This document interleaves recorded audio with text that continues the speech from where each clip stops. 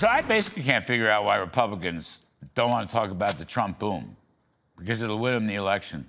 I mean, I don't understand anything right now, except a lot of, I guess the inmates are running the prison. Always a bad idea. Let's welcome back to the show the great Miranda Devine, ace New York Post columnist, Fox News contributor, Trump podcaster, love that stuff, and Charlie Hurt, co-host of Fox and Friends on the Weekend, also fabulous stuff.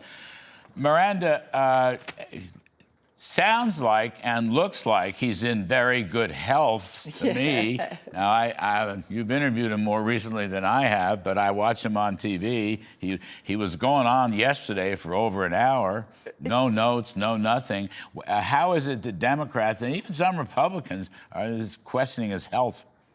Well, I think it's because he's about to turn 80 and they can't find any other vulnerability, so they're going to hammer that. And it's really ironic considering that the Democrats covered up Joe Biden for 4 years and his obvious cognitive decline. And Trump is the opposite. And I mean, he's been so transparent about his health records. He had one recently put out there that found that his cardiac health is 14 years younger than his chronological age. He aced the cognitive test. He has lower blood pressure than I do, which kind of annoyed me because mine's low, but his is really low. Low blood pressure is a good thing. It's a good thing, and he has amazing genes, obviously. I mean, he doesn't eat very well, etc. The doctor said he's a little overweight, but, you know, who isn't at that age? So I think he's doing amazingly well, and he has a cognitive test every single day when he's doing that job, which he does 20 hours a day. Charlie, then, and the follow-up question to that is, why are fellow Republicans nitpicking and backstabbing Trump to death right now? It is most annoying. I want to make this point.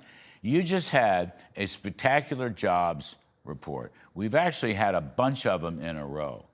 The one big, beautiful bill with its tax cuts, okay, is promoting tremendous economic growth in the midst of a war, okay?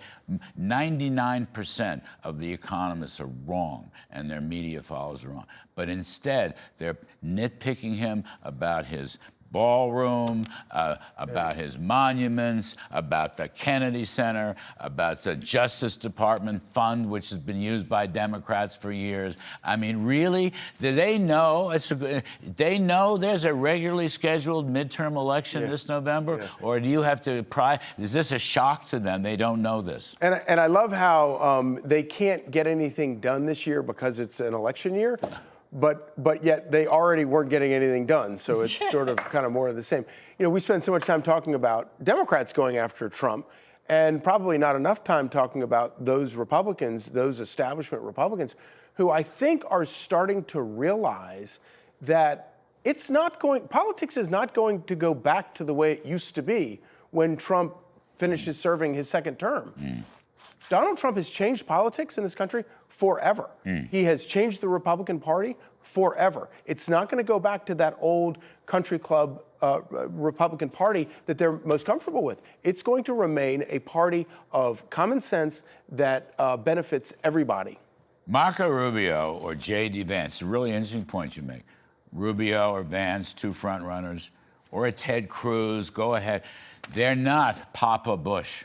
They're not going back to the country club. So who exactly are Cassidy and these other people think they're rebelling? If the party has changed forever, it's a working class party now, and it's a diverse party now. So that's a very important point. But you think they have something about against talking about economic growth and jobs and businesses, right?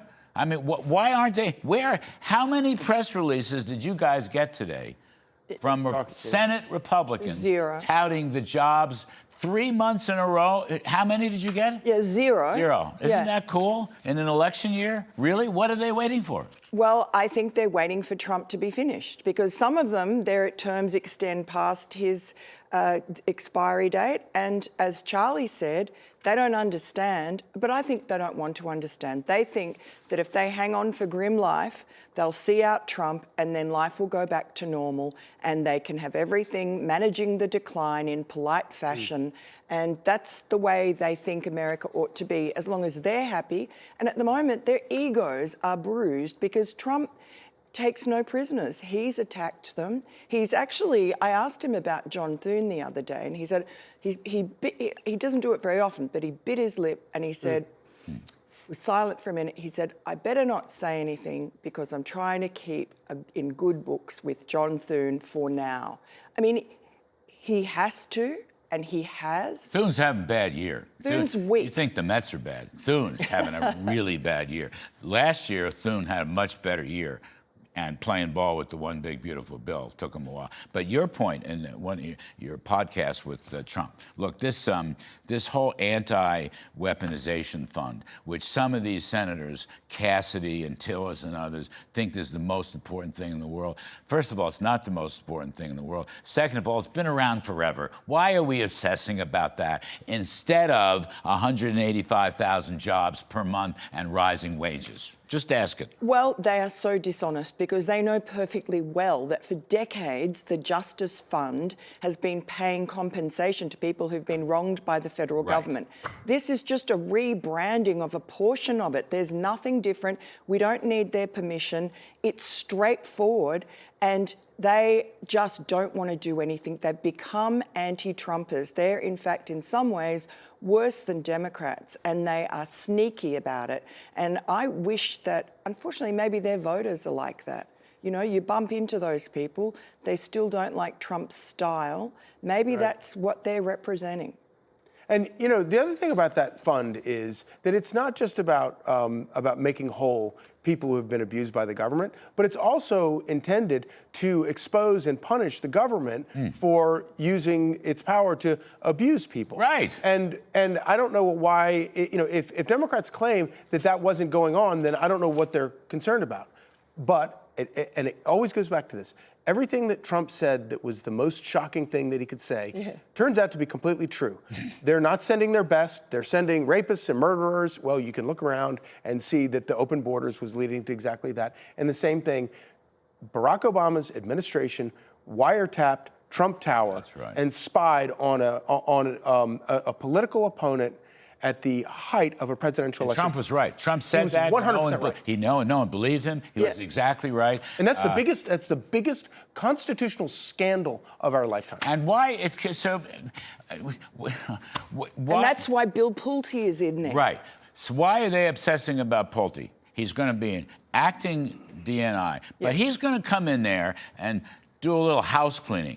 That agency needs house cleaning. You have to ask yourself whether you need that agency at all. Well, it's not just that agency, it's the CIA and the FBI. That's right. Tulsi Gabbard was prizing documents out of them that they didn't want to give up, and Pulte is going to accelerate that process. And where's the Republican Senate rush, Charlie, for the Voting Rights Act, so we can get an photo ID? I mean, did I miss that? Did they pass that?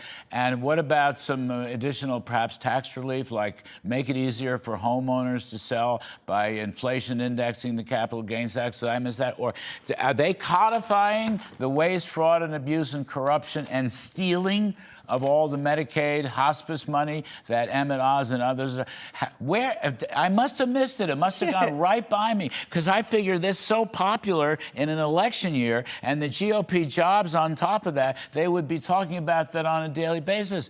I was asleep at the switch. No? The voter ID thing, no Democrat could go anywhere in the country and defend their opposition to that. Right. My prayer is that these are the death gurgles of the swamp. These are the final death gurgles where people realize that the normal, common sense adult politicians like President Trump and his Trump allies, the America First allies, are serious, and they're not going away. And if they're not going away, anybody who sticks with these wildly unpopular positions, they're going to go away too. You know, trouble is, Democrats like jobs. They just hate the businesses that create jobs. They like the money that comes Jack from Kemp it. said that almost 50 years ago. As long as they get a cut of it. Miranda Devine, fabulous stuff. Charlie, Charlie's going all day, all night on Fox and Friends weekend stuff. It's a heroic episode, I'll tell you. And his co-hosts are Rachel Compostuffy and Griff Jenkins, Sundays, Saturdays, 6 to 10 a.m. And Miranda, you're just doing the Lord's work. Thank you so much.